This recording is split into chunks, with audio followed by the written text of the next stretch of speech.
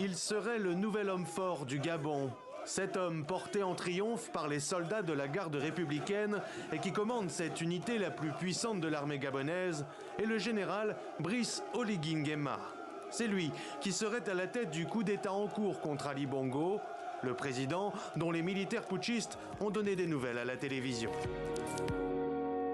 Il est porté à la connaissance de la communauté nationale et internationale que M. Ali Bongo Ondimba est gardé en résidence surveillée.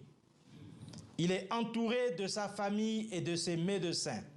D'après ce même communiqué, Nourdine Bongo Valentin, le fils aîné du président, ainsi que plusieurs autres proches d'Ali Bongo, ont été arrêtés pour haute trahison, détournement de deniers publics et malversation financière internationale en bande organisée.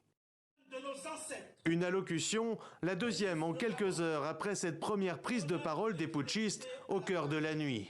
Alors que les résultats de l'élection donnant Ali Bongo vainqueur viennent d'être annoncés, une douzaine de militaires, des membres de la garde républicaine en béret vert, mais aussi des officiers de l'armée régulière et de la police, apparaissent sur les écrans. Nous, forces de défense et de sécurité, avons décidé de défendre la paix en mettant fin au régime en place.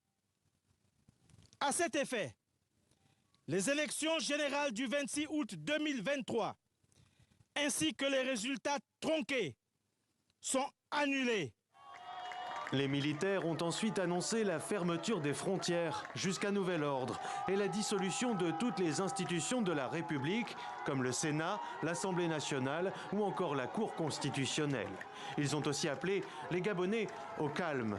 Si plusieurs tirs d'armes automatiques ont été entendus pendant cette déclaration d'après des journalistes de l'AFP à Libreville, ce mercredi matin, le réseau Internet était rétabli et les premières images de foules en liesse, acclamant des militaires, circulaient sur les réseaux sociaux.